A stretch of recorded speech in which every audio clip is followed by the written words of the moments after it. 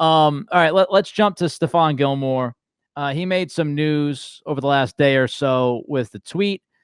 He was quote tweeting, as they call it. I got to stop saying retweet. He quote tweeted the CBS Sports headquarters tweet of the highest paid defensive backs, starting with Ramsey at $20 million out there in LA, going down to William Jackson, who is the 10th highest paid defensive back in the league, thanks to Washington at $13.5 million AAV. And so Gilmore quote tweets this graphic and just says, "Oh, okay, ... Your thoughts on the quote tweet from the Gilly Lock?" My thought is, doesn't sound like an extension's coming anytime soon. Now, look, that may be the case right now. That doesn't really mean anything. If, one of the things I've learned over the years covering the Patriots is like, they don't, especially now, look, everyone's on vacation in the NFL, including the Patriots, and there's no shame in that. Normally there's a break in a lot of stuff that goes on, and then about the couple days, the week when camp's supposed to start, I think the Patriots are supposed to report around July 28th, 29th, and then they'd start, I think, practices on that weekend, and the first 3 practices can't be padded. A lot of stuff gets done the week of training, the start of training camp, or the first week of training camp. And so it doesn't surprise me if not much is going on with the Patriots on the contract front, that if Gilmore thought this was a lock that he was going to get an extension from the Patriots, or they were going to rectify everything, we would not see a tweet like this. So, I mean, to me, it sounds like Gilmore's not thrilled about what's going on. But look, time is on the Patriots side a little bit. I'm not overly alarmed, but like we talked about, I think Gilmore realizes how key he is to this defense. My other thought, Nick, is this guy does realize that he's coming off a torn quad, right?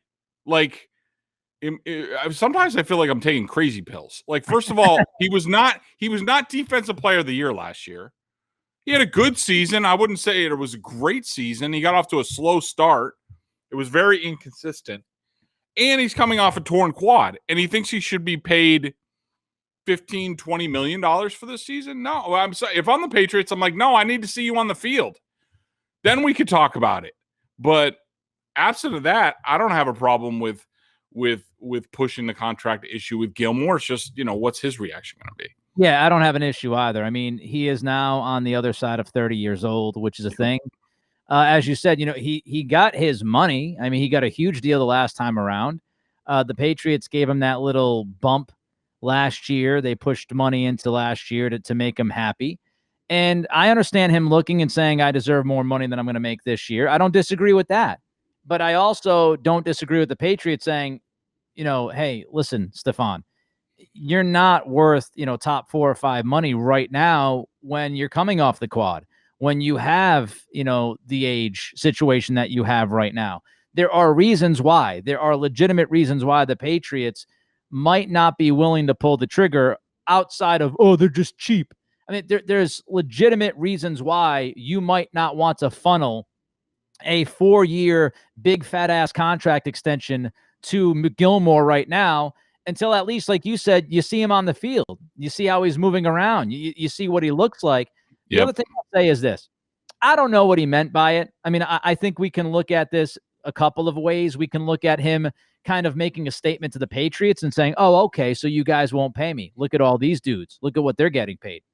The other part of it you can look at, though, and just say, Gilmore could look at it and say, well, oh, okay, so those are the highest paid cornerbacks in the league. I'm better than all those dudes. So I don't know if he was like, giving a self brag and saying like, oh, look who's making the money. I'm better than all these cats.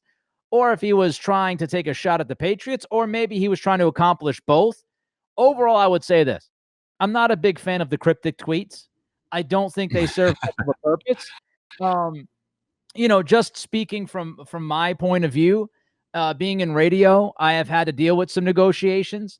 And, if I'm in the middle of negotiating with somebody, my boss, I don't say stuff publicly. I try to keep that because to me, it doesn't really accomplish much. No. The Patriots know who you are, Stephon. They paid you handsomely the first time around. They know what you make. They certainly know what other cornerbacks make.